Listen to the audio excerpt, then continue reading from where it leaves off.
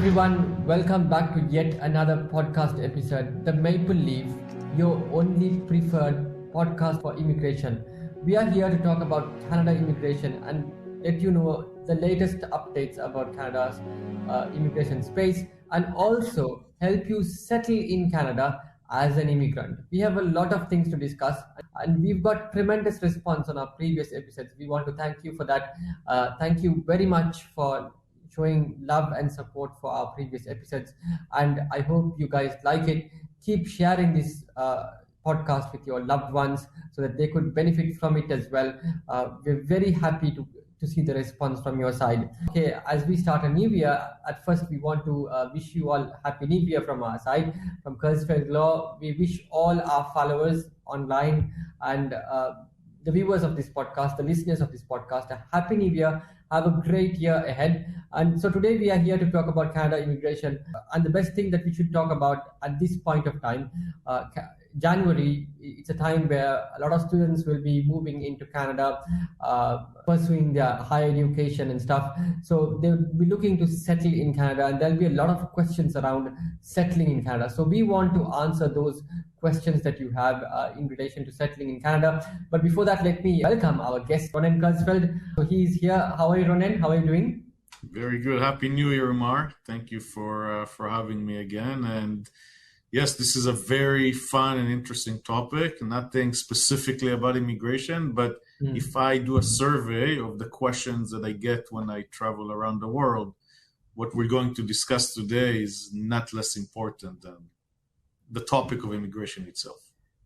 Absolutely, absolutely. People have a lot of questions around settling in Canada than the topic of immigration itself, because see, when it comes to the topic of immigration, they leave it to the experts. So they don't want answers, but they want answers to questions that they will be dealing with, like settling in Canada. So that's why you see a lot of questions around settling in Canada. So those are the questions that we will be addressing. How's your new year been, and what have you been up to, this year? So this year we've been very busy, just started. We're very excited. There are going to be hopefully some big changes with immigration. Of course, the immigration plan, there's going to be a big push to bring many immigrants. There's a huge labor shortage here, so work permits, very, very busy with that. And of course, Canada, I believe, is still, in my opinion, the number one destination for students because of the ability to study, work, and migrate.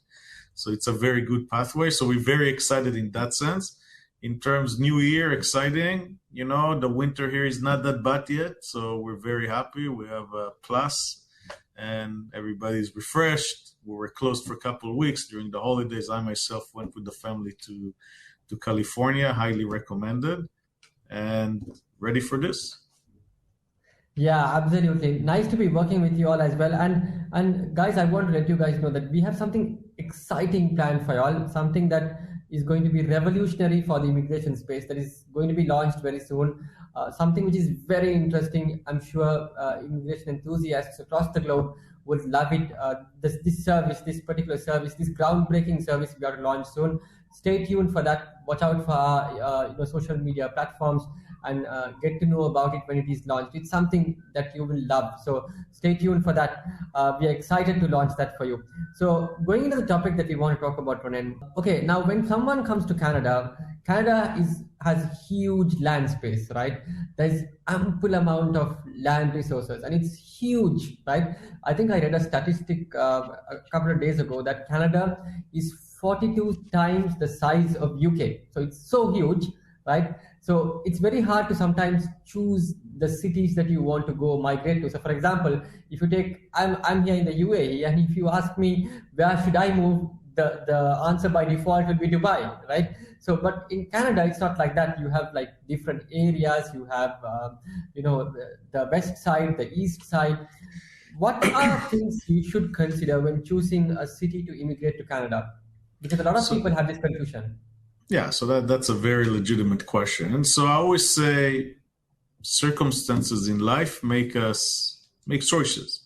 So some people who come to Canada, they will have no choice in the sense that maybe they got a job offer, maybe their company is sending them to a branch in Canada. So that will probably dictate the location that they choose. Others, students may choose a specific program that is only offered in a specific place, so their hands also a little bit tied. But most people will have a choice. And one of the pillars of our constitution that there's no restriction on mobility. So I always tell clients, even if you chose one city, it's okay. If you want to move, you can move, whether you're a permanent resident or if you're a student and you find a program in another province or another city. Yes, we can change conditions, and you don't have to feel that you have to stay, and you shouldn't stay in a place that you don't like. So generally speaking, I would say Canada has very large metro centers. So we talk about Toronto, Vancouver, Montreal, to some extent Calgary, Edmonton. So we're talking about the big cities. And also we have, in the big cities, we have suburbs and satellite cities that are close to the big cities, but it's not the heart of the actual city. And then we have, of course, rural areas and smaller cities. So I always tell clients, it really depends on your subjective choice. Some people love the big cities. So for example, I'm in Toronto. Toronto is one of, I think, if I'm not mistaken, the fourth largest cities in North America. So you can have everything. You want to go out, you like culture, you like theater, you like amazing food, but it's a big metro. So we have in the GTA over 4 or 5 million people. It's not for everybody. The same you can say on smaller cities. Smaller cities may have 100,000 people, 80,000 people. So I think that's the first choice. Of course, the bigger cities, and we talk about Vancouver, Toronto, Montreal to some extent, they're going to be more expensive.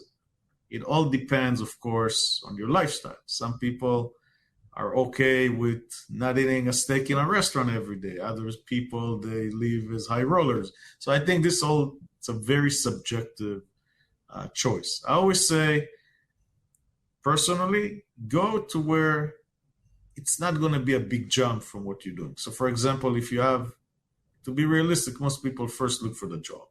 And yes, we have a huge, it's also an issue because we have a huge labor shortage. But I think you have to classify in advance. Are you a big city person or a small city? We had one of our clients, he's actually from Korea, now he's a Canadian citizen. He lived in Toronto and he loved it, but his wife didn't like it. She wanted a smaller place. They moved to Halifax, which is on the East Coast. Way laid back, way cheaper. He opened a chain of restaurants there and he's very happy there. So when I spoke to him, he told me the first year there, he was already Canadian at that time. There was no issue with immigration, no issue with adapting to the culture. But he said it's totally different. He told me, he confided in me that the first year he didn't like it, but now he wouldn't change it with anything because he loves to be close to the ocean and he loves that it's laid back and also cost of living is cheaper. So you have to, I think, do the research on the big thing. Where you're going to be working, cost of living for housing. Education in Canada overall is very uniform, the same. So it's high level in most places. I always say I have 4 kids. It really depends, not even on the school. It depends on the teacher. If you have a good teacher, it doesn't matter where you are, you get good education. And the health system is universal anyways. But those are the 3 things you have to look at. And you start with that. Brilliant. Ronen, do you think that, a lot of people coming from the Asian subcontinent, moving into Toronto, I've heard from a lot of people that it's becoming really expensive over time. What are your thoughts on that? And people are opting to move outside Toronto. So do you think, a lot of people moving into Canada, their idea or place of choice is Toronto at the first place. But do you think it's the right option to kind of choose other options apart from Toronto as well? So, of course, but I think it also depends on the type of job that you have. So, for example, some jobs, if you really want to have the Canadian dream, probably the big metro is, to be very sincere, is probably the best option to do it. But it all depends on what you're looking for. The cost of living definitely has increased. That's a uniform thing around the world, US as well, and Europe, of course. But as I said, even Toronto, you can live in the suburbs. It's going to be a little cheaper. You can live in a city which is 40 minutes away, 50 minutes away. It may sound far, but with the train, 40, 50 minutes is pretty common here, right? If you take the GO train or the subway, So I think the reality, yes, I agree with you. It's more expensive than what it was. Salaries also went up, so it's comparable. But I think it really depends on everybody's situation. If you have no children, you're young, probably you'd love to be in the center, right? It's more action. If you have families, you're looking for the suburb and smaller cities or satellite cities outside the big metro center. And every person has a different budget. Some people come here with a lot of money and they have no issue affording a mansion at the outset. So I think that all depends on the situation. But I can tell you, we deal with the most immigrants we deal with. They start probably in the big metro center. We do have some starting in smaller cities. They're also as happy. And I always say it's a very subjective thing. And the good news, you can always move. You can move to, Brilliant. you can, there's no restriction on mobility. Brilliant. So, Ronen, if I had to ask you, say, for example, if you, I'm sure, I know that you are an immigrant as well. So, as an immigrant, suppose you are given the option to migrate today to Canada, given the best value of a city that is there in Canada right now, what are some of the best cities to choose from today?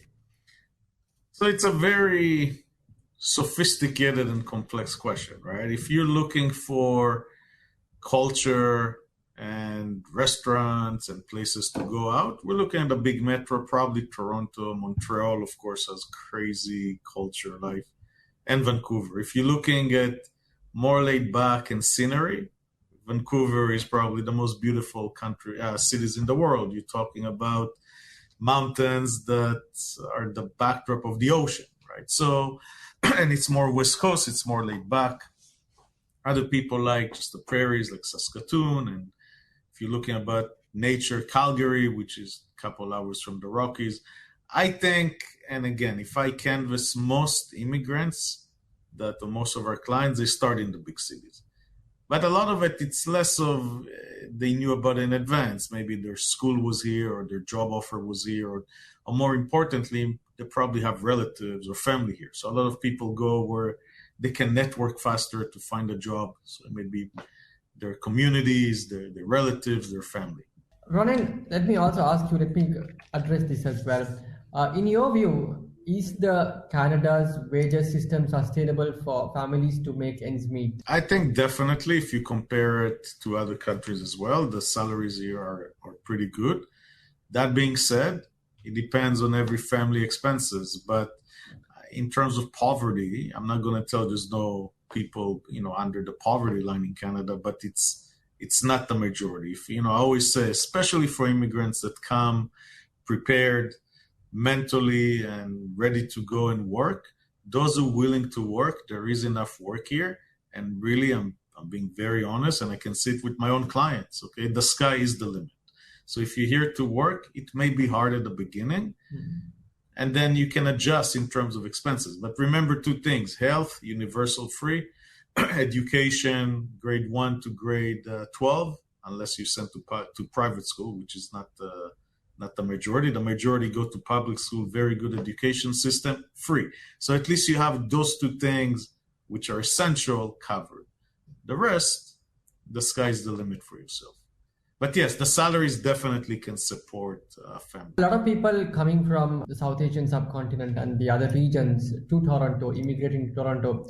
Of course, one of the biggest challenges is, fitting into the Canadian labor market, right? Because that's quite a little bit of a challenge, given the difference and the, exposure they've had back at home.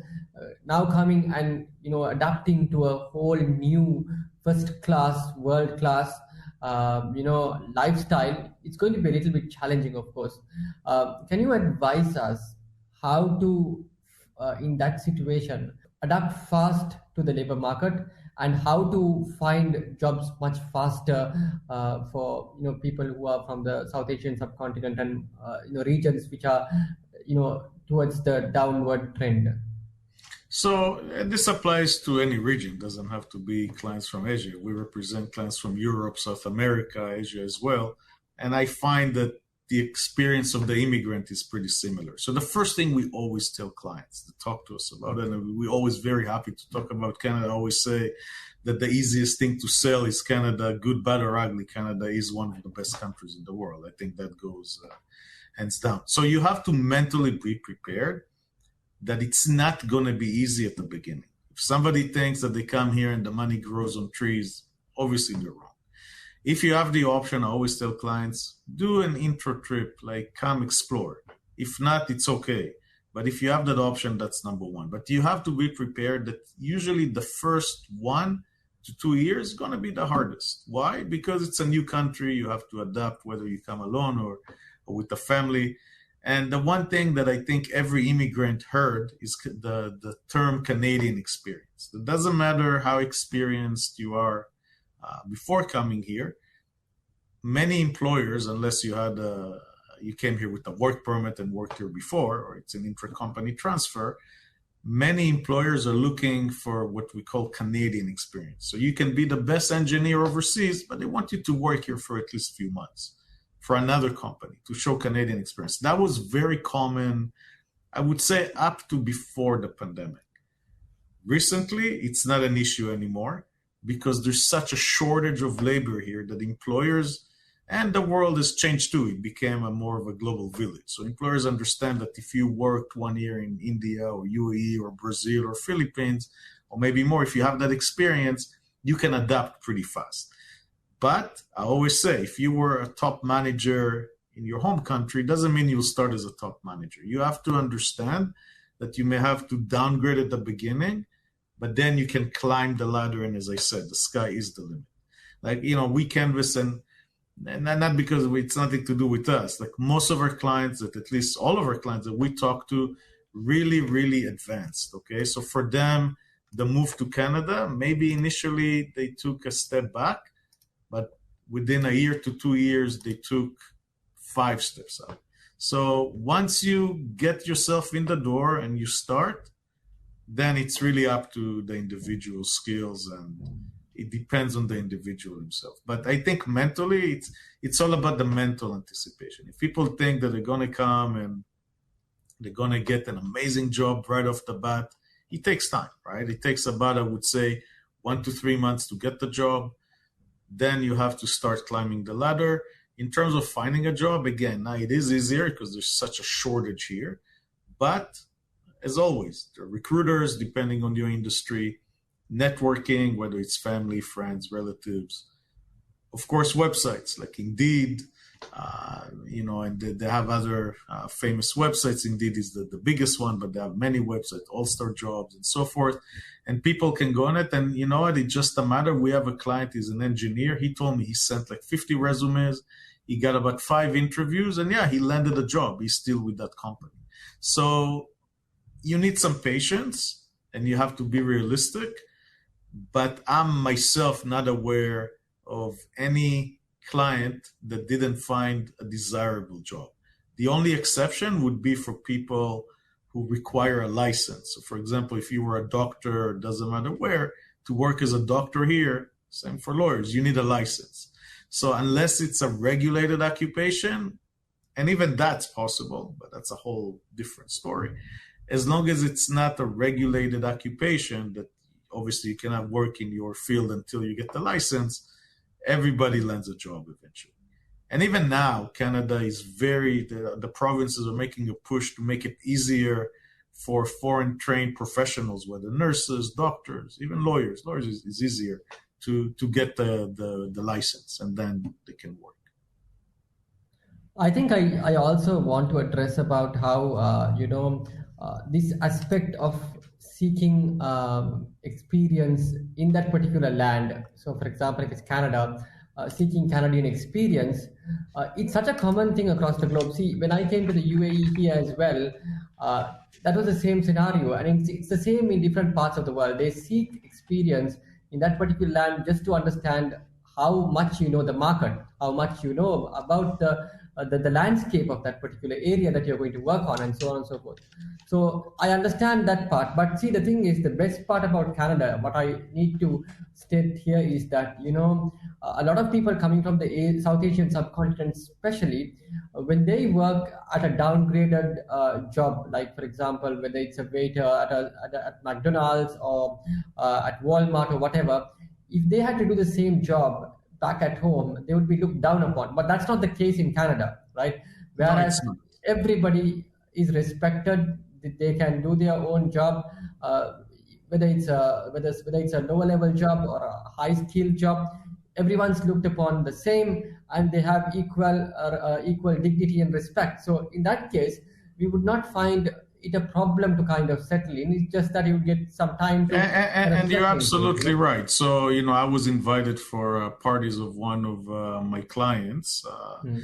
and it was a bunch of, it was good to see a few clients. It was a group, and one person spoke there, and this was from India, that she came, today she's a very senior manager at the bank, okay, at an RBC bank. But when she started, she said she worked at, like you mentioned, she actually did work at Walmart. She started as I think a grocery clerk, then became a supervisor. In the meantime, she took extra courses, and now this is obviously 10 years ago, and today she's a very senior manager at RBC. So yes, I agree with you. I'm not sure how it is at the other countries, but here definitely nobody looks down at you or anything like that. Yeah, so some people, they come as students, they are compelled to go into these jobs, but those jobs, just because you go into them, doesn't mean that you're going to be disrespected or looked down upon in the community. You'll have the same level of enjoyment in terms of benefits and stuff like that. So it's good, to kind of climb the ladder from the bottom, and then you see yourself later on at a very high stage. You're able to look back and see how much you've grown up in Canada. So that's a good thing. Okay, so Ronin, now that we've talked about jobs and finding jobs, the challenges behind finding jobs, now let's talk a little bit about benefits, because benefits is something that all of us migrating to Canada would look forward for, right? So can you just enlighten us a little bit about what benefits permanent residents are entitled for from the government of Canada when they immigrate to Canada? Yeah, so first of all, there are lots of settlement programs to enhance skills, to improve language skills, and specifically some training for several jobs. So this is number one. Number two, health. So every immigrant, depending on the province, they will be eligible for the health benefits right away. Some provinces, there'll be a grace period of maybe 2 or 3 months. So that depends where you come to. But most importantly, health benefits. We have a universal health system. That's number one. Number two, education. So if you have children, grade 1 to grade 12, free education, very good public schools. They produced top CEOs, top scientists, top doctors, lawyers, inventors, trades. So most Canadians do send their children to public school. As I said before, it's a very, very good education system. And most importantly, it is free. So once you immigrate to Canada, two things are going to be covered. Number one, your health. You will be covered for under the health system. And number two, your children will have the education they need. Brilliant. Can you just tell us a little bit about this? Now, see, I've heard from people in Canada that, coming to Canada, benefiting from the free healthcare system, sometimes it's troubling because you have to kind of, the waiting period is a lot more, right, than when you have paid for it. Can you shed a little bit of light on that, try to take us out of that fear that a lot of people have coming into Canada? Yeah, so we have a universal health system in most provinces. Quebec has a semi, so they have also, it's a two-tier. They have private and universal. BC are talking about doing the same, but from what I understand, it's still universal. So on the one hand, doesn't matter who you are, you can avail yourself to the same doctor. It doesn't matter if you're a billionaire or if you have no money. It's free and there's no preferential. On the other hand, you're right, because of the shortage, mostly because of the shortage, there may be some wait times. It depending what it is. I can tell you that for emergency situation and urgent care, the the waiting times are obviously shorter than for more something which is more elective or can wait. But there's no denying that that's part of the, I guess, drawbacks of a universal health system, is that for some specialists, you will need to wait longer than, of course, if you could afford and paid right away. Brilliant. How about education? Is education like completely free from kindergarten right till your university stages, or is it like only till your A levels? No, it's up to grade 12. It's completely free. Also includes textbooks. There may be some fees if your kids want to order pizza or maybe some day trips. It's very nominal. But that being said, yes, I don't know about other countries, but it's one of the countries, Canada, that really has a free education up to grade 12 and very top-notch education. So lots of parents, what they do, they start saving. It's called RESP. So there's a special saving program that the government also contributes at the end, is that for college and university, because that's when parents start to get the bills, right, for college and university, because they're not accustomed to pay for education before. So it's a free education system, very good education system. Up to But grade still, 12. yeah, but still, I believe that for people who are already residents in Canada, it's much better than students coming from abroad, That because goes the without rates saying. are much cheaper. That goes without saying. Domestic fees, I believe, are a third of the One third international of it, student yeah. fee. Yeah. So a lot of people coming from abroad, they have to like make mad commitment, financial commitment to kind of make their ends meet when it comes to studying in Canada. It's not easy. It's quite hard. So what are your advice for students who are coming into Canada in terms of settling? That's one of the very challenging times, especially for students when they come to Canada working only 20 hours. They cannot go into a full-time job, and So let me most of correct these you now. people, Now they can. Now if they want, they can work yeah, full they time. can work for 40 hours, but still Whether they can do it juggling as around students, juggling around is not going to be easy. I agree. It's Yeah. We all it's going been. to be quite a troublesome task. Yeah. What are your advices in terms of settling in that way? Because the thing is, a lot of people back at home, when they come to study in Canada for higher studies, probably they come after a few years of full-time work, no studies, right, with a gap. So it's going to be hard to kind of settle in that sense when you think about it. What are your advices for them? So as I believe we said in another episode, students, they definitely sacrifice a lot for coming here. They have an end goal, okay, which they know at the end of the day they'll get the open work permit and permanent residency, and then, as we said, the sky's the limit. They'll know Canada, they'll adapt. But that's why the results for international students are very high, because those folks come very determined. They do the research in advance. They come very determined. They know they're going to have obstacles. My advice, it's not going to be easy. Okay, there's no way to sugar it. We want to be very transparent. Look, there are 400,000 international students coming every year. Those who come ready, they make it. They succeed at the end. So you have to be ready in terms of knowing what your program is going to be and be ready to study. Yeah, maybe you don't need to ace and get straight A's, but you still need to pass. So that's number one. Number two, as you said, you'll have to juggle a job to pay those high fees. Most students will have to juggle the job and housing. So you have some students, they live in dorms. Some have many roommates. Some, they have money, or the families have money, they get their own condo, right? So I think this all depends on the student, but I think the most important thing, the settling, the bureaucracy of it and the logistics, very simple, okay? There's not much, right? So they get the social insurance number, they can get, of course, find jobs, get the housing. There's not much bureaucracy. There's some banking, that's pretty simple. You come with your study permit and you can easily open a bank account. You can apply for a credit card. So the bureaucracy and logistics pretty simple, but I think it's more of the general idea. Students have to come prepared and they have to understand it's not going to be easy. Okay. Maybe it's going to be exciting, fun to some extent, but easy it's not going to be. But, I think most students, I would believe that the demographics, we're talking about the ages of 20 to 35, And when you're younger, you can tolerate more than when you're older.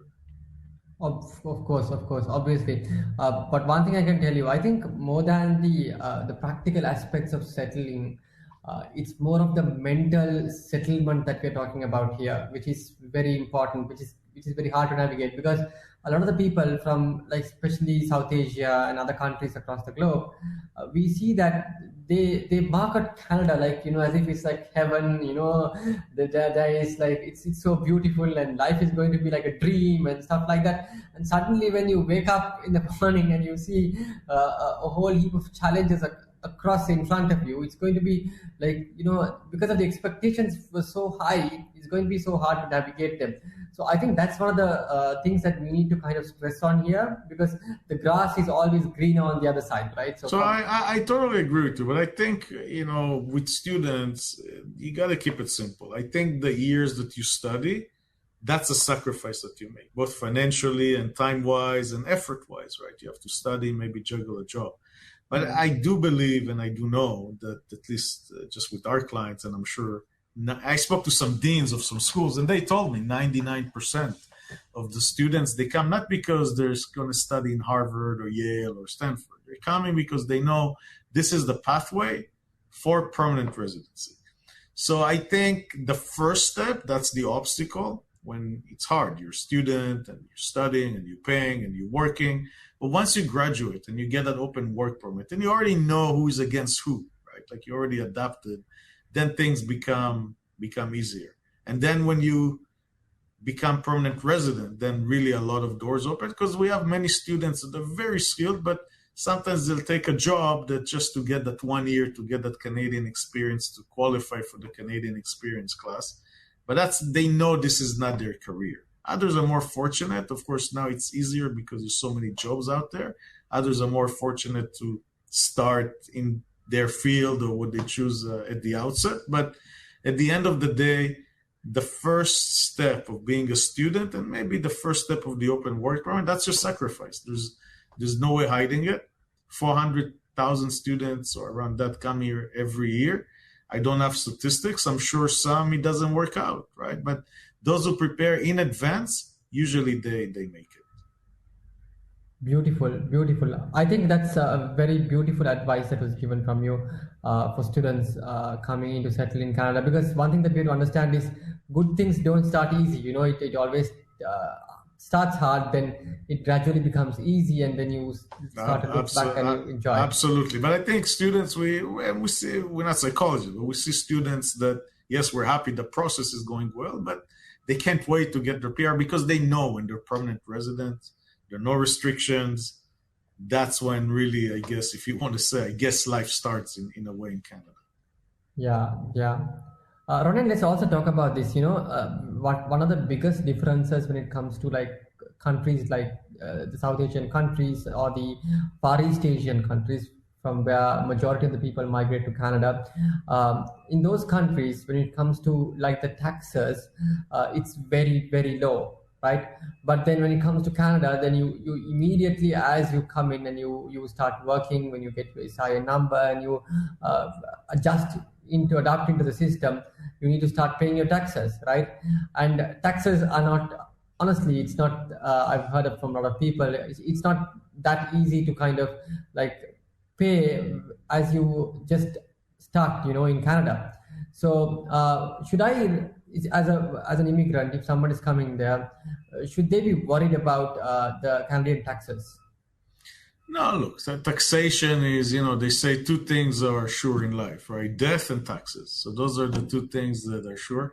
When it comes to taxation advice and the actual advice, we always refer to accountants because, of course, there are lots of tax brackets and lots of exemptions and lots of programs and credits that people can apply for. So that's number one. But yes, taxation in Canada, and I'm not sure about other countries, is maybe relatively higher than other places because we have great services here and great infrastructure, and somebody needs to pay for it, right? So that's typically it comes from taxes and it's part of life. Now, that being said, students, if for lower paid jobs, the taxes they're not as bad as somebody. The tax bracket is not as high if somebody is, of course, making more. But look, taxes is part of life, right? At least in the U.S. is no different than Europe. This is something you have to pay into account, and we still have clients that sometimes they tell us, "Oh, can we pay you cash?" Right? And we said you can pay cash, but you're still going to get a receipt and you're going to pay the HST, which is the VAT when it applies. But it's just a mentality.